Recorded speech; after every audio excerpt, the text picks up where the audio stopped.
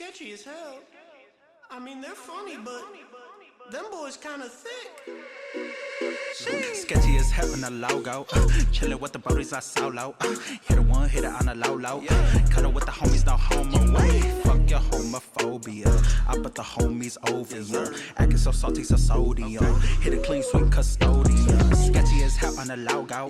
Chillin' with the buddies, I solo. Hello and welcome back to Crime Fu You. I am your humble host, Oscar Meyerson. And as always, my guest host, I'm Beefiana. Beefiana. Thank you for joining us again for thank you for joining us again. And this is episode 16 of our ongoing series of the Long Island Long John Silver serial murderer. It's a very harrowing tale that we're going to dive into today. I think, I don't know about for you, but I think the most harrowing thing about this particular case is how much information that we have on it. Mm-hmm. It's a startling amount of. We've uncovered some pretty scary but very, very informative audio clips that we found in our search for this because law enforcement isn't looking deep enough into it, so we took it on our own with the Crime Fu You podcast. Yes, Crime Fu You would like to present the Long Island Long John Silver's mystery.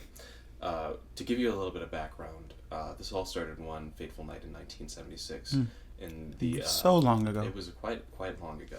It was the Long Island Long John Silver's, located on the east side.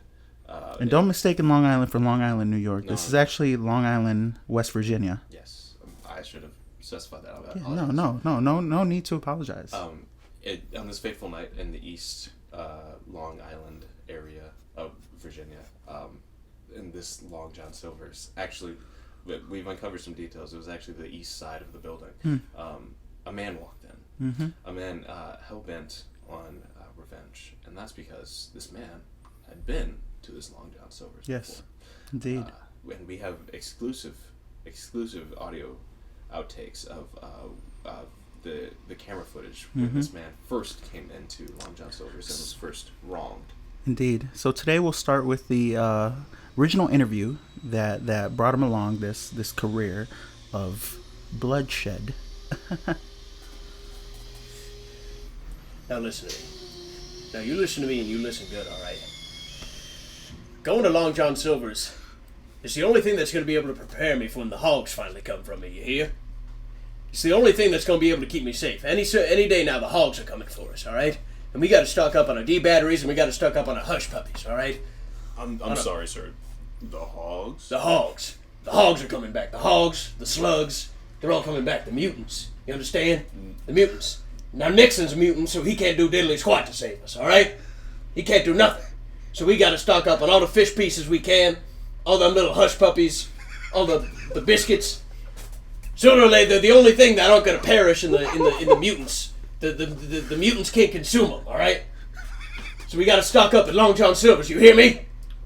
I don't know if I understand. You'll see. You'll see one day. I'm stocking up on my D batteries. I'm stocking up on my Long John Silver's. And the hogs and the slugs, because yeah, they're coming back. The slugs are coming. The slugs are coming back. All right, they were here many years ago. They roamed this land long before us, long before the indigenous Americans, long before all of us. And if you don't give me the fish pieces I need, then I'm gonna do something drastic. You understand? From that moment, Long John Silver's was changed. This is very damning evidence, if I may say, because moving forward, as we all know, from, this is a very famous case, and from then on, every murder committed at a Long John Silver's, this gentleman used his own human feces to write on the walls, "The slugs are coming."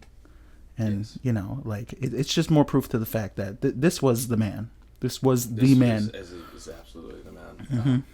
And he went through trial, and they proved it as well. Yeah, through actual law and order. Mm-hmm. But I think what's even more harrowing about this tale is just how vague he was.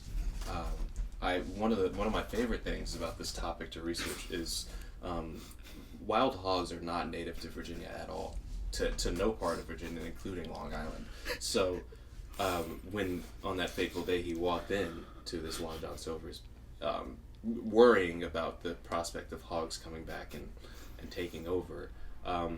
He could have been talking about anywhere. I think that's what scares me the most, is that there weren't any hogs nearby. And what's even stranger is the fact that he was within an interview when in fact he already had a job at this location. Oh, he was. I somehow missed that. I didn't know he was working at the Long John Silver's. He was. He was working at this specific location. For some reason, he was and this is the same one he committed the crimes at. Within an interview, for some reason, being conducted when he already had the job.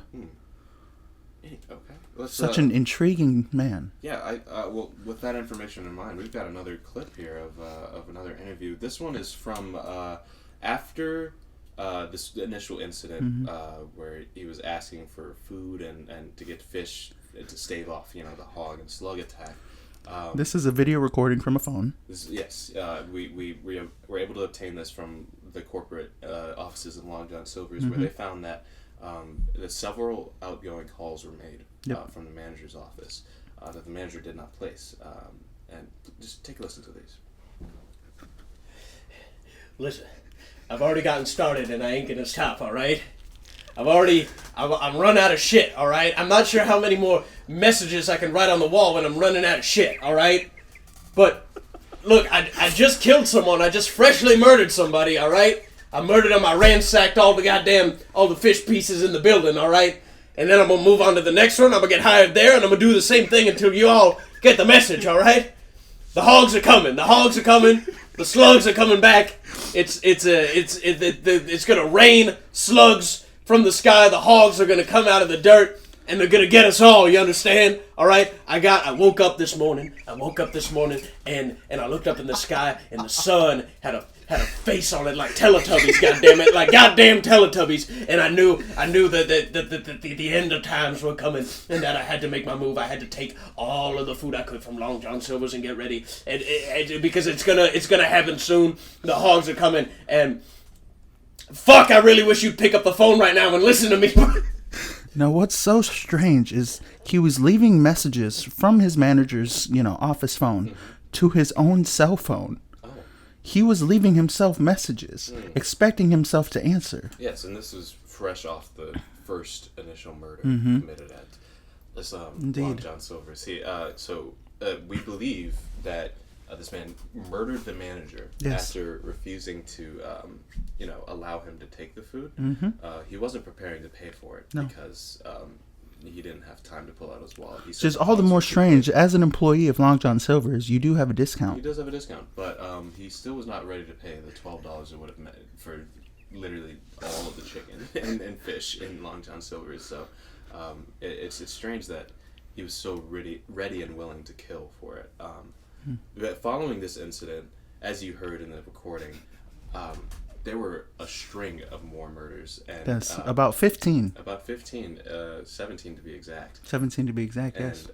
In total. In total, yes. And each one was committed in the same way. This man would get himself hired at a Long John Silver's. How he made it through the interview. It's Long John Silver's. Let's be honest here. Don't be crass. I kid. He would go through the interview process, get hired into this Long John Silver's, and then about 2 days after his initial first training shift, which he did get a training shift every time he pretended like he knew nothing about Long John Silver's. And there are theories that he genuinely knew nothing at all. Yeah, it's especially harrowing about this tale is because he worked at 17 Long John Silver's to be exact.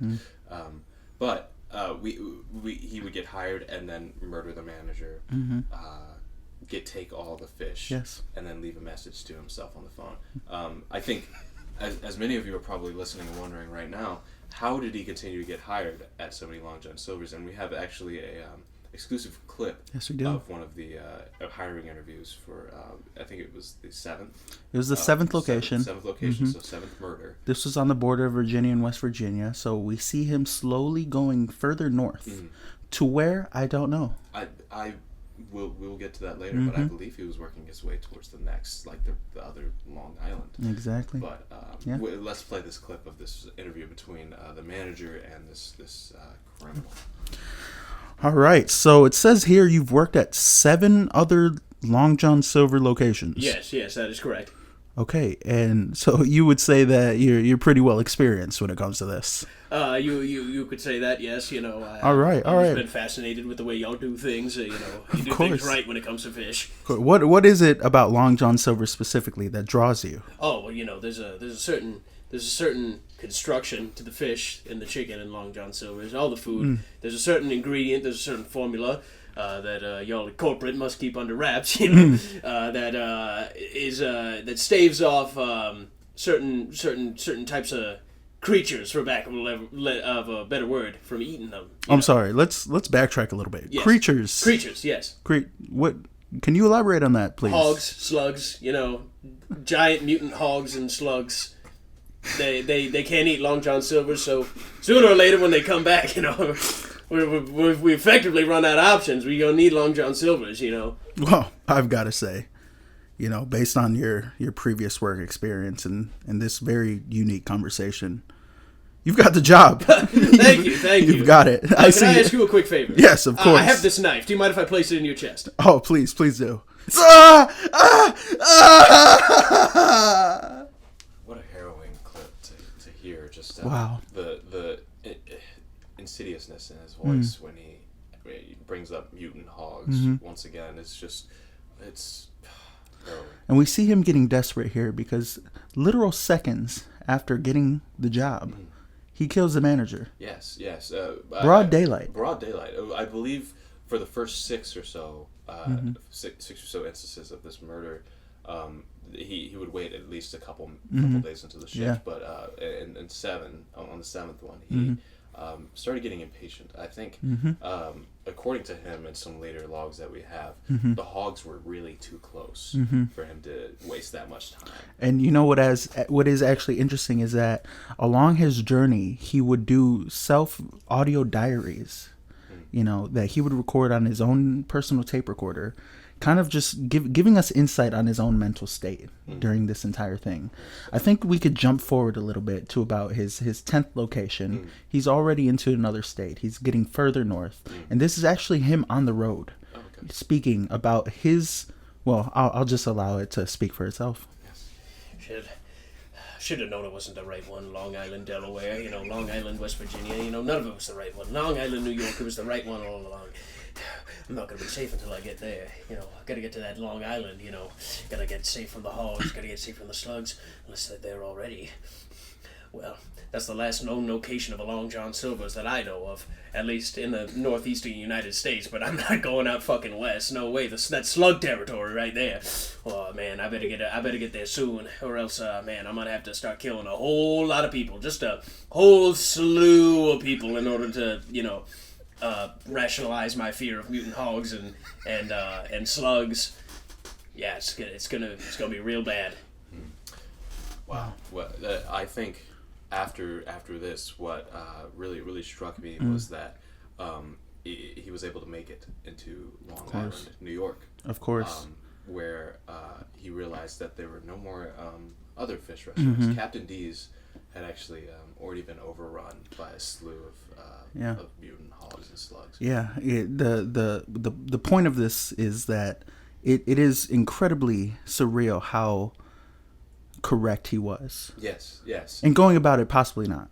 Yeah, I would argue no. Maybe not. But when he arrived to Long Island, he did find a large population of native hogs and slugs that lived in Long Island. Yes, mutant hogs and slugs. I believe mutated by the water of is it the Hudson? Yes, specifically the Hudson. Yes, and that's for another podcast. Yes, we'll get into that later.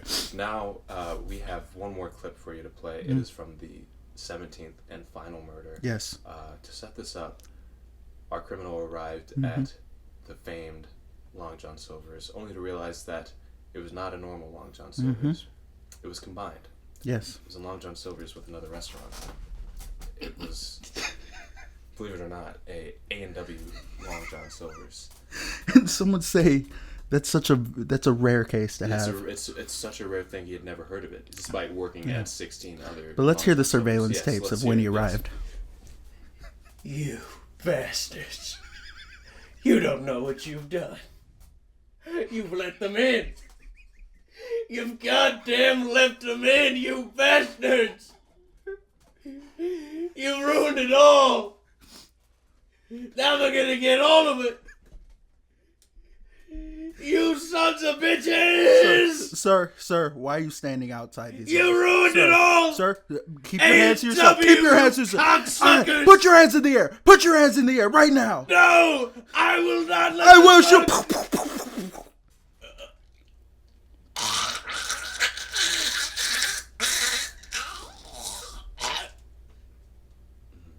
Wow.